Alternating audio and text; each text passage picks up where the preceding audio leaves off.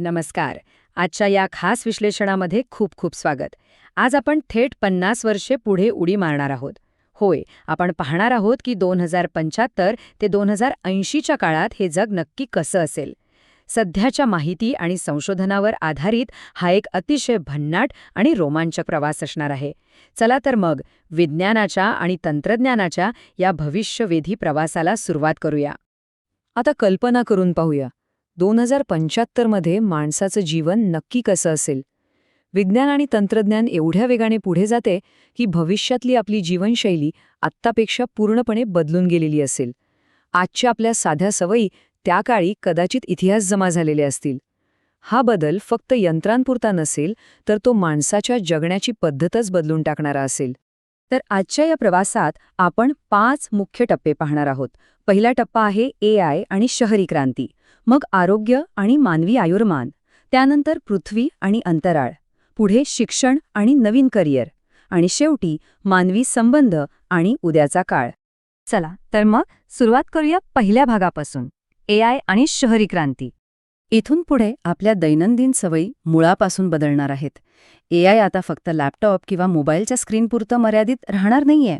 Doctor, engineer आणि शिक्षकांना तर AI मदत करेलच, पण घरातले रोबोट्स चक्क स्वयंपाक करतील, साफसफाई करतील, म्हणजेच घरातल्या कामांवरून होणारी रोजची कटकट कायमची संपेल. आणि विशेष म्हणजे हे रोबोट्स फक्त मशीन नसतील, तर ते आपले व्हर्च्युअल मित्र आणि घरातल्या ज्येष्ठांची काळजी घेणारे साथीदार बनतील. शहरांची रचना तर इतकी बदलेल की आकाश हेच आता नवे रस्ते असतील. रस्त्यांवर ड्रायव्हरलेस गाड्या तर असतीलच, पण सर्वात भारी गोष्ट म्हणजे ट्रॅफिक सिग्नल्सची गर्दी खूप कमी होईल, कारण सगळी वाहतूक AI कंट्रोल करेल. काही शहरांमध्ये तर चक्क आकाशात उडणाऱ्या टॅक्सी बघायला मिळतील. ही सगळी स्मार्ट शहरे पूर्णपणे इंटरनेटने जोडलेली असतील, जिथे प्रत्येक गोष्ट एकमेकांशी कनेक्टेड असेल. आता आपण वळूया दुसऱ्या आणि अत्यंत महत्त्वाच्या भागाकडे, आरोग्य आणि मानवी आयुर्मान. बाह्य जगातून आता थेट मानवी शरीरात डोकावून पाहूया. वैद्यकीय क्षेत्रात अशी काही क्रांती होणार आहे की अतिशय सूक्ष्म असे नॅनो रोबोट्स शरीरात जाऊन आजार अचूकपणे शोधून काढतील. ज्या आजारांवर आज मोठ्या आणि गुंतागुंतीच्या शस्त्रक्रिया कराव्या लागतात, ते अगदी सहज बरे होतील. आणि समजा एखादा अवयव निकामी झालाच, तर तिथे कृत्रिम अवयव म्हणजेच आर्टिफिशियल ऑर्गन बसवला जाईल. एक प्रकारे शरीराच्या बऱ्याचशा मर्यादात संपुष्टात येतील. आणि या सगळ्याचा परिणाम काय होईल माहितीये? हा आकडा पहा. मानवी आयुष्य चक्क 100 ते 120 वर्षांपर्यंत वाढण्याची शक्यता आहे. विचार करण्यासारखी गोष्ट आहे ना?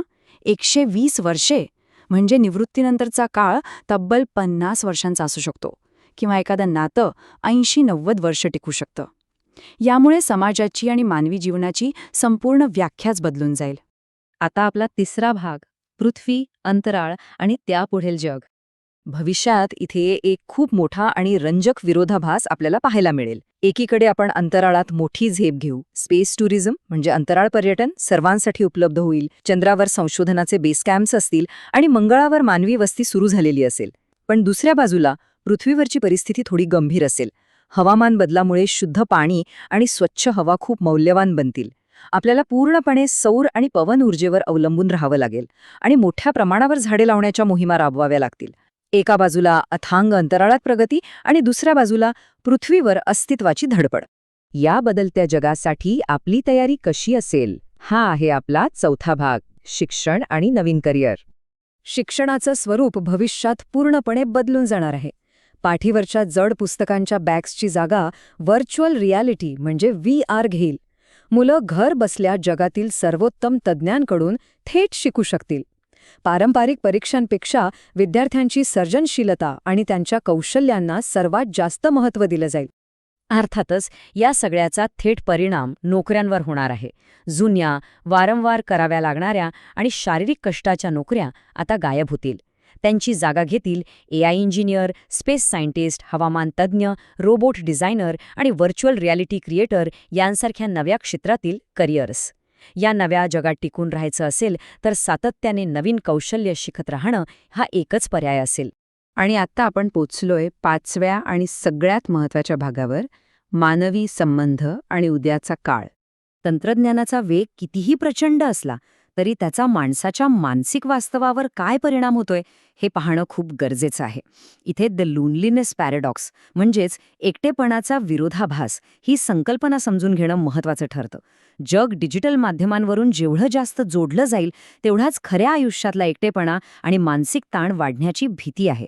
म्हणूनच मानवाला मानसिक थकव्यापासून वाचवण्यासाठी खऱ्या मानवी भावना आणि नातेसंबंध पूर्वीपेक्षा कितीतरी पटीने अधिक महत्त्वाचे ठरणार आहेत.